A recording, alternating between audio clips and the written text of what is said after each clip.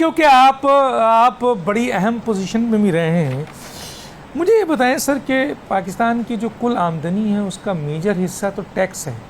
میں as a طالب علم کے سامنے جب ریسرچ کرتا ہوں تو 73% ٹیکس سے پورا کیا جاتا ہے، اور ٹیکس بھی وہی لوگ دیتے ہیں، بار بار ان سے ہی لیا جاتا ہے، کیونکہ ریئل اسٹیٹ پہ ٹیکس نہیں ہے، زراعت کے انکم پہ ٹیکس نہیں ہے، ٹریڈنگ پہ ٹیکس نہیں ہے، سروسز سیکٹر پہ ٹیکس نہیں ہے. BR کے چیئرمین کہہ رہے تھے کہ جو لوگ ٹیکس لگانے کے لیے یعنی وہ خود ٹیکس نہیں دیتے ہیں.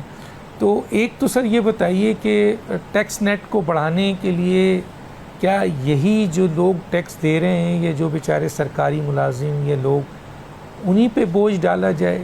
حالانکہ 24 کروڑ میں صرف 50 لاکھ لوگ ٹیکس دیتے ہیں.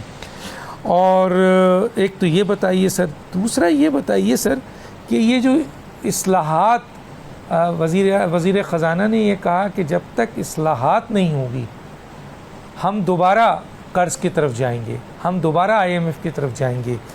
اور اگر قرض، ابھی میں دیکھ رہا تھا کہ سر تقریباً حکومت قرضوں کی ادائیگی پہ 1.2 کھرب روپے خرچ کر رہی ہے. کیا اس سے ملک کے قرضوں کے جال میں نہیں پھنس رہا ہے؟ حکومت کے پاس اس کے لیے کوئی ٹھوس اقدامات نہیں ہے سر، کیا کہیں گے؟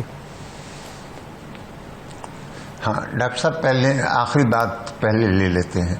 اور اس دفعہ دیکھیے، میں نے آپ سے عرض کیا تھا کہ جو عدم استحکام کی صورتحال تھی اس میں آپ کا انٹرسٹ ریٹ 22% پہ چلا گیا تھا، اور اس 22% کے انٹرسٹ ریٹ کی وجہ سے یہ سال جو ختم ہو رہا ہے اس میں تقریباً 9,000 ارب روپے سے زیادہ کا آپ نے سود کی ادائیگی کی ہے.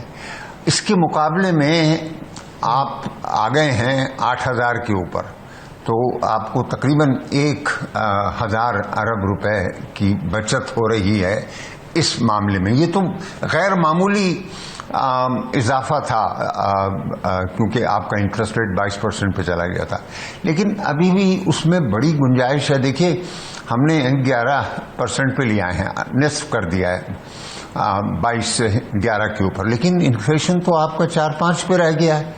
تو انفلیشن جب اتنا کم ہے تو آپ 11 پہ کتنا ریئل انٹرسٹ ریٹ زائد دیں گے؟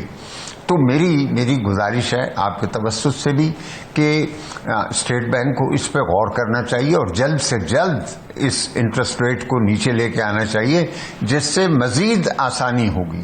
تو یہ تو آپ کے اس انٹرسٹ ریٹ کے معاملے کی بات ہو گئی. اب ہم جو دوسرے آپ نے سوالات رکھے، دیکھیے ٹیکس کون ادا کرتا ہے. یہ جو جب ہم کہتے ہیں نا کہ 25 کروڑ کی آبادی کے اندر صرف 50 لاکھ لوگ جو ہیں وہ ٹیکس دے رہے ہیں، یہ صحیح بات نہیں ہے. یعنی انکم ٹیکس جو لوگ ادا کر رہے ہیں اس لحاظ سے یہ جملہ درست ہے، ورنہ ٹیکس تو ہر کوئی دیتا ہے.